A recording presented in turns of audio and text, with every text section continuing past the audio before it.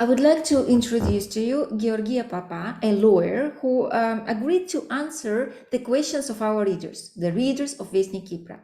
We collected a lot of questions and found 5 of them that are of most interest. Many people commented on them. So we formulated the 5 subjects, and the subjects of today's video will be first, banking, and I will read the questions a little bit later. Second, citizenship for this high qualified people. The third subject is personal data. The fourth one is the possibility to have additional work if you are employed in Cyprus. And the last subject will be about laws and regulations in Cyprus, where to find them. So, Georgia, I will read the first questions. There are few of them under one subject, banking subject. These are the questions of our readers. Do people have any rights to know that their banks plan to close their accounts? Is there any regulations on how and how much in advance the bank should notify, and whether the bank is obliged to notify the client that the account will be closed or frozen? And our readers, for example, those who asked the question, found out that their account was closed like 2 weeks ago, and they didn't know about it, so they didn't get any notification. And what makes the situation even more strange is that the account was joint account where the husband was Cypriot, a Cypriot citizen, and the wife was a third country national, but she has a 10 years long residence permit. So it's obvious that these people cannot live without bank account because they're permanently in Cyprus, and still the account was closed. So coming back to initial question, let's do it one by one. The question number 1, do people have right to be notified by the bank before the account is frozen or closed? The answer is pretty simple, and the answer is yes. So basically, there's a European directive which has also been implemented into Cyprus law that requires banks to notify you and give you a reasonable amount of time to make alternative arrangements for your banking situations where they intend to close it. Normally, banks give an average of 2 months notice, so you have enough time to find another bank that is willing to onboard you and you'll be able to continue having banking relationships with another bank. So the answer is yes, they need to send you a letter. It has to be a written notification. Normally they send a letter to your address that you have 2 months, let's say, to find another bank because they will be closing your bank account. And the second part of this question, do people have right to know why the account is closed, or banks can just say because of our internal policy? Actually here, especially if the concern that led them to close your bank account was an AML concern, by law, they are prohibited of giving you the exact reason of why they're closing your bank account. Because, for example, if they're considering that you are in breach of a money laundering violation, you telling them that you are closing your bank account because of that, it may be considered as tipping off.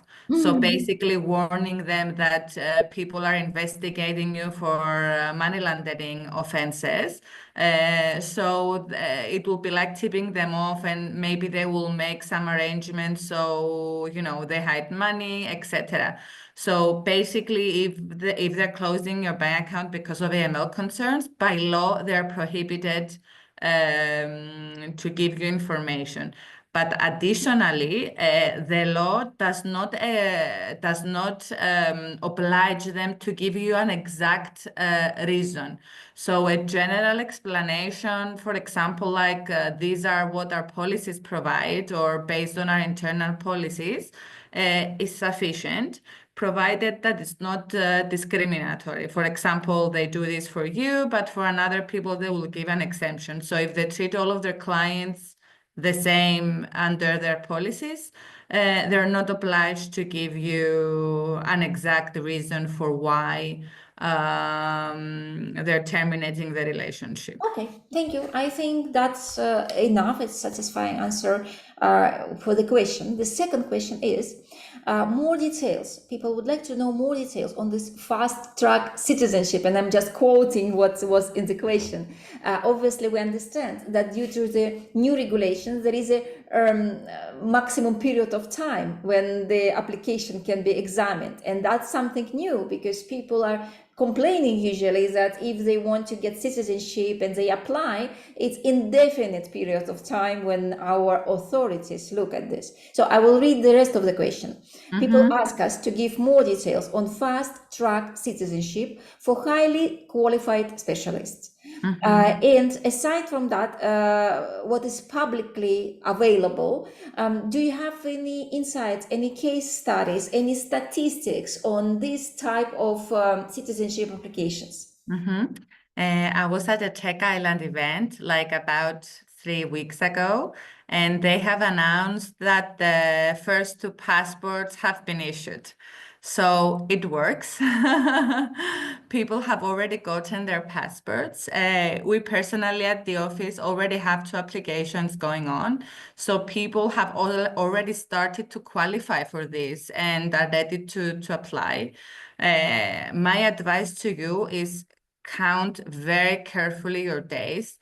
You need to exactly understand how the days are calculated and how the authorities will view them, because many people have misconception on how the days are counted. For example, how days of arrival to Cyprus count, how days of leaving Cyprus count.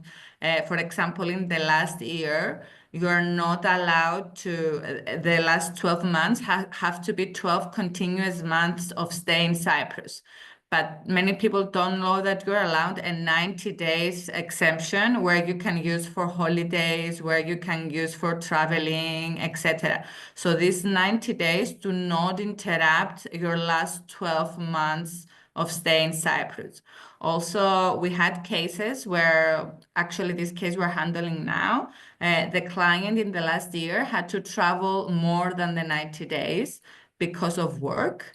And the authorities have accepted the letter for the company she's working for, that because the traveling was for work, they allowed the days to be more than 90 out of Cyprus. So yes, there are cases now going on.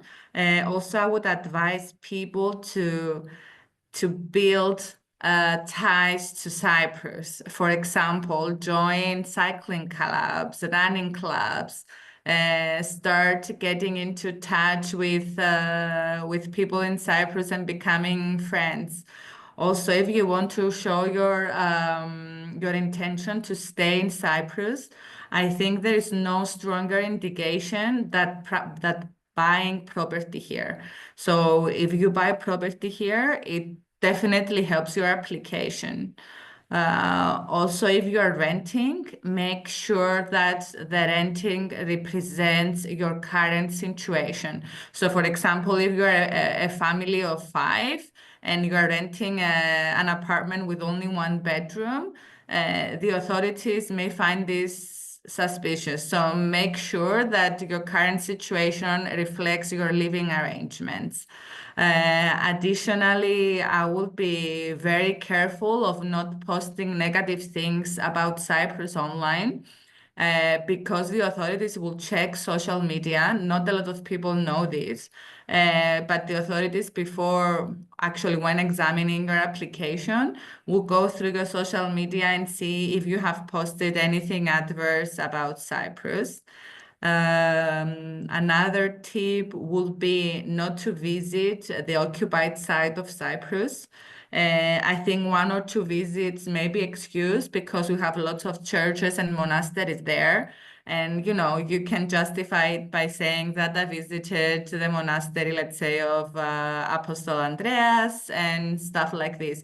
But don't make regular visits. And especially in your last year of the 12 continuous months, do not visit the occupied site at all, I would recommend. Also, something else that is very useful that your children, your spouse or cohabitant, and your parents may apply simultaneously with you. So they don't have to wait for you to get the passport and then for them to apply. You can all apply at the same time, and the authorities will review the applications together. Something else that many people don't know, yes, your spouse, your children, your parents can apply with you, but they also have to comply with the residency and Greek requirements. There is an exception for the children, but all the adults need to also comply with these requirements. Let me to simplify. It means that if any adult apply with you, this adult should have a result of exam on knowing Cyprus, politics, economics, history, and so on, and should also have a level of Greek language. Exactly, yes. Now we have a question here, and so it's to summarize. You already actually answered that question about how to count the days. But let's repeat. So the day of arrival to Cyprus, you're traveling here and there. The day of arrival is a day in Cyprus, yes, and the day of departure is not counted. Exactly. It counts as a day outside of Cyprus. Yes. Second advice for the counting of last year. It's 90 days allowed, provided you travel for business or holidays and you do not exceed this 90 days. Exactly. In case if you exceed, you need to justify, and it might be, it's not a rule, but it might be considered if your company provided the confirmations that traveling is a nature of your work, and visiting conferences, for example, so many days a year is necessity. So that can be an exception. Regarding traveling, not only the main applicant, but his spouse or his parents, if they want to apply together, they also should stay 12 months in Cyprus. Try not to leave. And Georgia mentioned important part also about visiting the northern part of Cyprus, the occupied area. It's not advised during the last year. And plus, very, very important part about the social media. Thank you for mentioning it. Of course, Cyprus authorities want to have here new citizens who love Cyprus, not those who hate Cyprus. So we Exactly. should be looking at this as well. Okay, we move now to personal data. The question is, my personal data was stolen by scammers. What steps should I take in terms of informing competent authorities? I would firstly advise you that you report this to the police. Actually, the police has a specific cybercrime department, and actually you'd be surprised how qualified they are. They have people there who specialize in computer programming, so they will be able to investigate this matter. But because data being stolen may also lead to identity theft or financial crime, it is very important that you report this to the police as a first step. It's very important that you report it as quickly as possible. And of course, inform your banks as well, because your banks need to know that personal data may be stolen and maybe somebody else will use your credit card or any other passwords that you may have. With the banks, sorry to interrupt you, to stop you for Yes. a moment here. With the banks, it's easy. You can call the line of the bank. But what about police? Should you call or should you physically come to the police station? You should physically go to the police station. They will ask you to give a statement there that you will be describing exactly what happened, when it happened, on which website, how did it happen, how did they manage to get this information from you, and they will take it from there. We actually had 2 clients that had this happen to them. It's very unfortunate. On some occasions, we also use a private investigator, because private investigators are also very skilled in locating where these people may are. So we have used them in the past. But the first and most important thing is that you file a complaint at the police, and they also have the technical skills to also investigate, because they have this specific department that is dedicated to cybercrime. Also, depending on, for example, if they have stolen, let's say, information from your laptop, And also on your laptop, you had information, data from your work, or they stole your mobile and you had your emails there. You also need to report this to the data protection commissioner, because this also affects the data of others. Also, if the company, if your data was stolen because the company was negligent, for example, they didn't have enough security on their website, and that is why your data was stolen, they also have to report to the data commissioner that your data was stolen. But in case they do not, you can also do it, but primarily it's their own responsibility. And finally, you can check whether is it because of the company's negligent that you were stolen, that your data was stolen. You may consider starting a legal action against them for negligence. So you can take them to court because they didn't have enough measures to protect your data and your data was stolen. Thank you for this. It's an interesting subject. We have more questions on immigration and migration. I will ask them at the end of our conversation. Now let's switch to additional work. The question was, what are the legal options for entrepreneurial activity if you have a working visa under and with foreign interest company? Is individual entrepreneurship possible? Or what about consulting services? Or, for example, income from copywriting, writing books, articles, advertising text, or income from teaching activities. I will simplify. A person works in an international company and has a working permit. It's written, international company ABC is an employer, and the salary and the contract and so on. But this person wants to work in the evening as a teacher of English language to Indian nationals. And the money is paid in India. For example, I just got India as a big country, China, any other big country. So the money is paid there, on the account there. Is the person breaking the law? Does the person have right working for local or international companies in Cyprus on a working visa to have income from abroad and to work elsewhere? The answer is no. No. When you work in Cyprus with a BFU visa, this visa is the visa you get when you work for a company of foreign interest. So basically, you have the right to work in Cyprus because you are employed by this company of foreign interest, and your visa is specifically for working for the BFU company.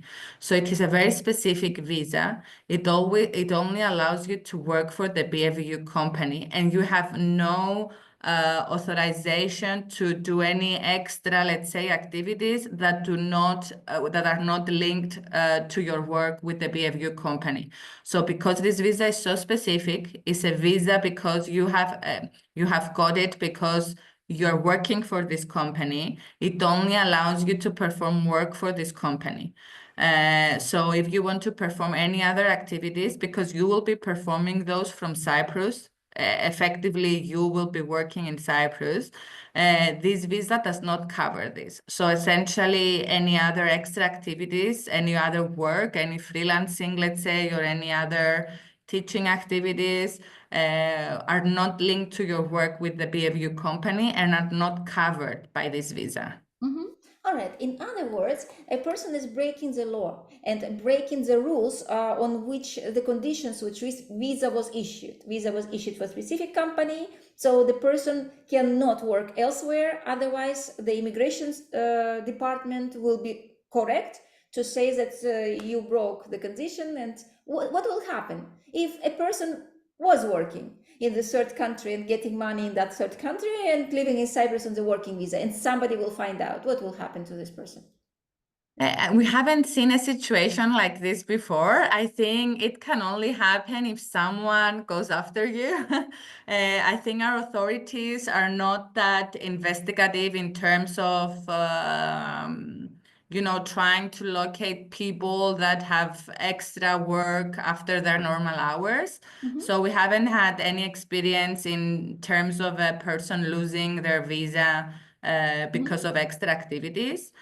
But you have to be careful. I mean, if you want to perform extra activities, you should know that these are not covered by your Cyprus visa. And also not to make these extra activities in Cyprus, to work in the evening in the restaurant, for example, as a waiter. Exactly, Because yes. that's completely and definitely breaking the Cyprus law when the third country nationals can work anywhere, only provided they have visa, correct? For that specific company. Correct. All right. Correct. The last question, and then we will come to two questions I see on migration and immigration. The last question is easy. Laws and regulations. Where can I find Cyprus legislation? Any websites, online libraries, open sources, where people can read the laws of Cyprus? In Cyprus, we have huge libraries of the local laws, of the national laws. Unfortunately, they're in Greek. So we have Silo, which is a large database that has all the laws in Cyprus, but unfortunately, it's in Greek. A tip I can give you when my clients ask, can I have extracts from the law saying this or that? Because, clients are challenging us these days. They want the proof of where we have gotten this information. I use the application DeepL. DeepL is a very accurate translation application. So if my clients, and it's for most of the part quite free, so if you want, you can get the laws from Silo and translate them through this app. For me, it has been proven very useful, How do you spell it? Deep. Is DEEPL. DeepL. Okay, DeepL. All right. Yes. Okay. It's very good advice. If you found something that has correct translations or more or less correct translations, because that's very important, especially in it has been proven very useful with my Russian clients as well, because when they send me documents in Russian, I can very easily translate them to Greek or English, and it's a very accurate translator. Oh, thank you for this advice. Another site where you can find information is the Commissioner of the Law Office. They have their laws already translated into English. They are not all of the laws, and not all of them are updated, but you can find all of the main laws there for corporate, commercial, business, family, and human rights. Can you repeat again, Commissioner? Yes, let me get you the exact name. We have a commissioner. Yeah, what is the name? It's the Office of the Law Commissioner. Office of the Law Commissioner. So yes. I wrote it down, and our readers will also note it. There we can find something that already in English. And also CISEC, Cyprus Securities and Exchange Commission. They have all of their laws there already translated in English. So you can find a lot of information on financial laws there already translated to English. Okay, thank you very much. We have 2 minutes more and we have two questions. So very, very quickly. Natalia, just before you proceed, to say on the first question, I forgot to mention that if the bank did not notify you if you have that they're closing your account, you can file a complaint to the financial ombudsman. And he may grant and he may order them to compensate you if you have suffered damages or losses because of them not warning you of the closing of the bank account. That's very important notice. I think for the person who asked this question, it's very important because she did not know it and she found out. Yeah, that's why I wanted to mention. There are certain time frames that you have to do it with, but I can send you the information if she wants later on. All right. Okay, so two questions. Three, but very, very quickly. One, we will finish the migration immigration. Clarification. Is visa F, it's by naturalization, but not the investment one. Visa F still feasible to apply to get? Does it still exist? Yes, it still exists. It was for a few years. It was not very popular, and the examination of these applications were very slow. But again, now they have speed up the process and they're started working on it. So yes, it's still possible to get it. Okay, and 2 questions related to additional work. Question number 1, I will read them both and you will answer one by one. Can the person be a director without salary in one CY company, Cyprus company, being an officer in another company registered in CY? That's one question. And the second question is further to the previous question. For example, the activity in Cyprus, person works somewhere, but he's also a painter. And what about art? If someone is selling his or her IP product abroad, it's considered like working abroad or not? The line is very thin. I mean, it's a bit blurry area. But what I'm trying to say that is, strictly speaking, if you're declaring this in your social, in your income taxes in Cyprus, it's counting like income from Cyprus, from employment or personal entrepreneurship. So you have to be very careful.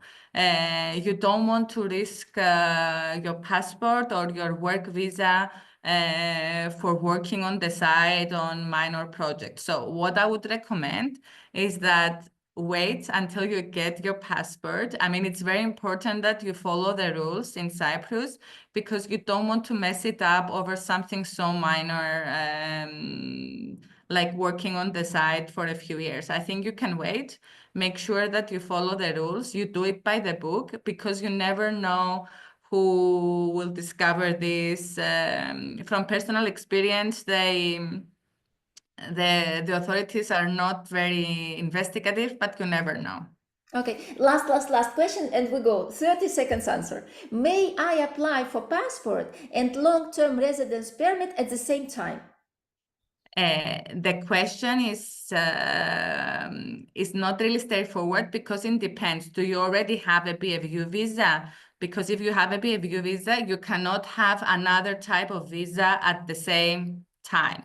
So if you have a BFU visa, you will need to denounce that visa and apply for the category F visa. So you have to be very careful in the timing of doing this because you cannot have two Cyprus visas at the same time. So if you still need your BFU visa in order to get your passport, don't apply for any other type of visa. But if you already have completed the years of residence in Cyprus under a BFU visa and you have applied for your passport and you no longer need your BFU visa, you may say that you no longer want your BFU visa and apply for a category F visa. Yes, you mentioned BFU. Can you tell us, for those readers who do not know, what this visa is? BFU. Yes, the BFU visa. BFU is the Business Facilitation Unit.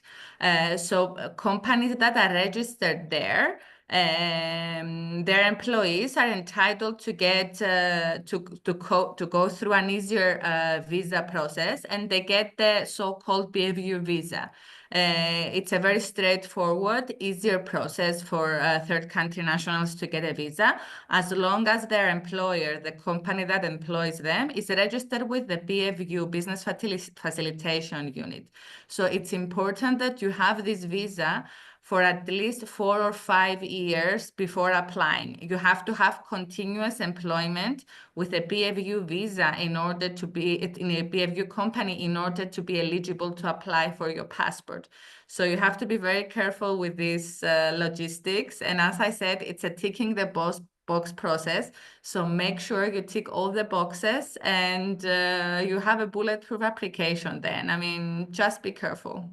All right, thank you very much. We have more questions, but I will write them down and we will answer them in written because they are still concerned our subjects that we had here. But for the video recording and for our first attempt to have this recorded actually and to answer the questions of the readers, I think it's perfect. Georgia, thank you very much for being so open, for answering in details, for being so patient. And I hope that this is our first meeting, but definitely not the last, because our readers have so many questions. I'm glad you enjoyed it, and I'm here for anything you need. I'll be happy to participate in other meetings as well. We're here to help.